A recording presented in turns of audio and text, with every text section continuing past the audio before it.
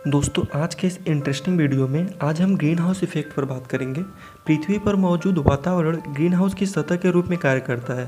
सूर्य की ओर से आने वाली प्रकाश किरणों का 31% भाग पृथ्वी की सतह से पुनः परिवर्तित होकर स्पेस में चला जाता है और 20% भाग वातावरण के द्वारा अवशोषित कर लिया जाता है। सूर्य से आई ऊर्जा का बचा हुआ भाग पृथ्वी पर मौजूद समुद्र और सतह पर मौजूद तथ्यों द्वारा अवशोषित कर लिया जाता है।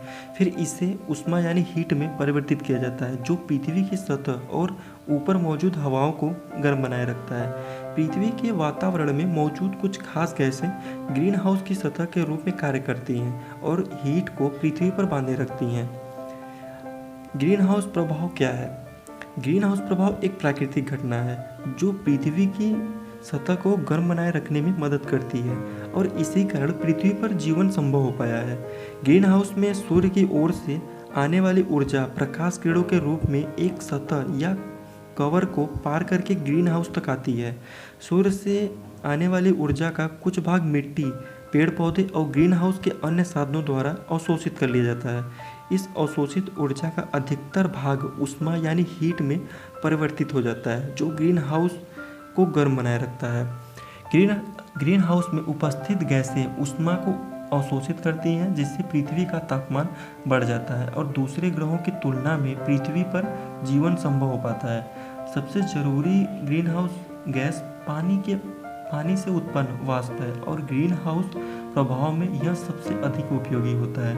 कुछ अन्य ग्रीन हाउस गैसें जिसमें CO2, मीथेन, नाइट्रस ऑक्साइड आदि शामिल हैं। ये गैसें भी ग्रीन हाउस प्रभाव में बहुत महत्वपूर्ण भूमिका निभाती हैं, हालांकि ये गैसें बहुत कम मात्रा में होती हैं। दोस्तों, अगर पृथ्वी पर ग्रीन हाउस इफेक्ट नहीं होता तो पृथ्वी कैसी होती? पृथ्वी अभी से कहीं ज़्यादा ठंडी होती और पृथ्वी का तापमान -18 डिग्री सेल्सियस होता। पृथ्वी पर जलवायु में गर्माहट बहुत ही ज़रूरी है, क्योंकि हमारी पृथ्वी के 3/4 भाग पर बस पानी है और यह पानी बर्फ, तरल, वाष्प के तीनों रूपों में पृथ्वी पर मौजूद है। पृथ्वी पर मौजूद जल चक्र के कारण पानी एक रूप से दूसरे रूप में परिवर्तित होती रहती है और हमें पीने योग्य पानी मिलता रहता है। यह पृथ्वी के तापमान को बनाए रखने में एक महत्वपूर्ण भूमिका निभाती है। दोस्तों, अब हम देखते हैं कि हमारी पृथ्वी के वातावरण में कौन कौन से ग्रीन हाउस गैसें कितनी मात्रा में प्रेजेंट हैं। जल वाष्प 36 से 70%, कार्बन डाइऑक्साइड 9 से 26%, मीथेन गैस 4 से 9%, नाइट्रस ऑक्साइड 3 से 7% और अन्य गैसों में O3, ओजोन और chlorofluorocarbon CFC gas. Green house प्रभाव में वृद्धि। पिछले कुछ वर्षों में विश्व के तापमान में लगातार वृद्धि देखी जा रही है। इसका मुख्य कारण ग्रीन हाउस गैसों की वृद्धि है। इन ग्रीन हाउस गैसों में वृद्धि और पृथ्वी के तापमान में वृद्धि के मुख्य कारण मानव द्वारा निर्मित किए हुए हैं। मनुष्य अपनी सुख सुविधाओं के लिए पेड़ और वनों को नष्ट कर रहा है और जीवाश्म ईंधन का अंधाधुंध प्रयोग कर रहा है। इसके परिणाम स्वरूप पृथ्वी का तापमान अब पहले से 11 डिग्री सेल्सियस और बढ़ा है और बताया जा रहा है कि 2030 तक यह तापमान 5 डिग्री सेल्सियस और बढ़ेगा।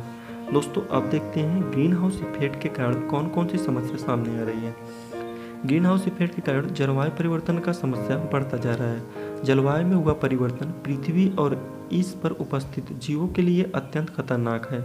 जलवायु में परिवर्तन के कारण प्राकृतिक और मानव निर्मित दोनों ही हैं। प्राकृतिक कारणों पर हमारा कोई नियंत्रण नहीं है, पर हम मानव निर्मित कारणों को नियंत्रित कर सकते हैं और हम पृथ्वी के अस्तित्व और मनुष्य और भविष्य में होने वाली कठिनाइयों से खुद को बचा सकते हैं। इसके लिए हमें जलवायु परिवर्तन के कारणों पर गौर करना होगा। जलवायु परिवर्तन के कारण पहला कारण प्राकृतिक कारण है।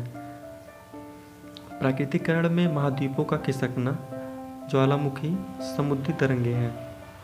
मानवीय कारण कई ऐसे मानवीय कारण हैं जिसके फलस्वरूप पर्यावरण में ग्रीन हाउस गैसों का स्तर बढ़ रहा है और जिसकी वजह से जलवायु परिवर्तन हुआ है और वो ग्लोबल वार्मिंग का बहुत बड़ा कारण है। जीवाश्म ईंधनों जैसे कोयला, पेट्रोल, प्राकृतिक गैसों के अधिक प्रयोग से CO2 एनवायरनमेंट में बढ़ता जा रहा है। वनों के लगातार कटाव से उनके द्वारा अवशोषित की जाने वाली CO2 का स्तर पर्यावरण में बढ़ता जा रहा है